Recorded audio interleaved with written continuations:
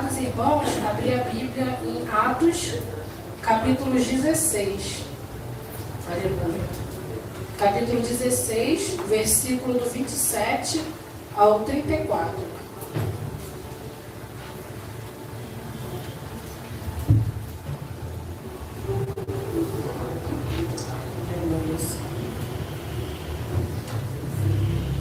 Atos, capítulo 16, versículo do 25 ao 34.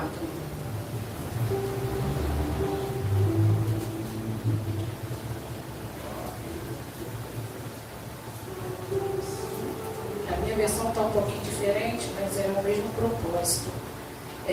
Atos, capítulo 16, versículo do 27 ao 34. E acordando o carcereiro do seu sono, e vendo, capítulo 25, versículo 25. Capítulo 16, versículo 25. Perto da meia-noite, Paulo e Silas oravam e cantavam louvores a Deus e aos outros prisioneiros. Os escutavam. E repentinamente houve um grande terremoto, a ponto de serem abalados as fundações da prisão. Imediatamente todas as portas foram abertas. Aleluia. E as correntes de todos foram soltas. Aleluia. E acordando o carcereiro do seu sono e vendo a porta da prisão aberta, desembanhou a sua espada.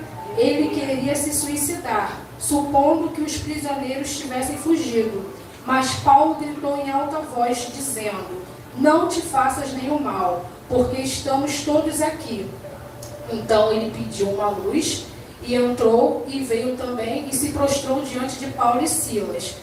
E conduzindo-os para fora, disse: Senhores, o que eu devo fazer para ser salvo?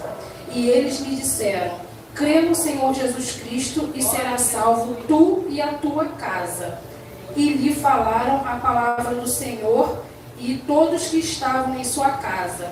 E ele, tomando-os naquela mesma hora da noite, lavou-lhe as feridas, e em seguida ele foi batizado e todos os seus. Então, levando-os à sua casa, ele colocou alimento diante deles e regozijou-se, crendo em Deus com toda a sua casa. Pode sentar, mas vou ser bem breve, apesar da história de Paulo e Silas ser muito bonita, as orações que eles fizeram, mas o Senhor me chamou a atenção do carcereiro. Eu fui ver um pouquinho sobre o carcereiro. É alguém que mantém alguém sob custódia, como pessoas acusadas de terem feito alguma violência pela lei, ou quando um carcereiro, ele normalmente faz torturas cruéis aos presos.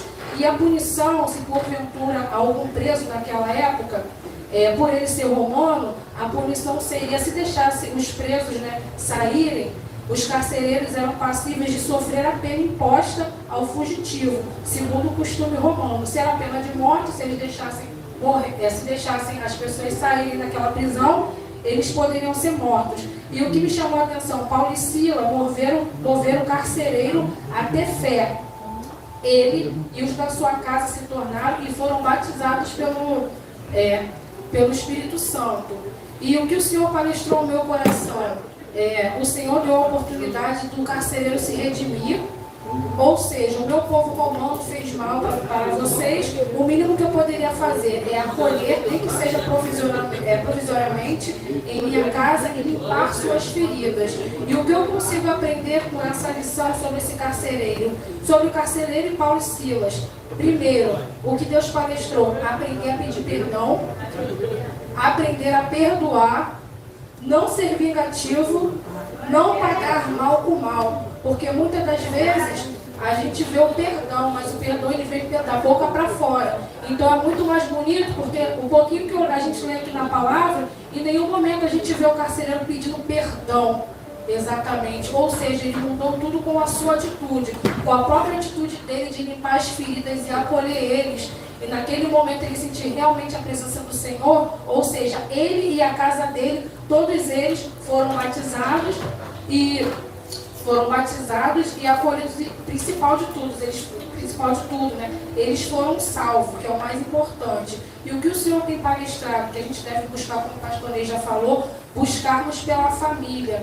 Porque a partir do momento que esse carcereiro ele teve fé e creu no Senhor Jesus Cristo, ele e a família dele foi batizada.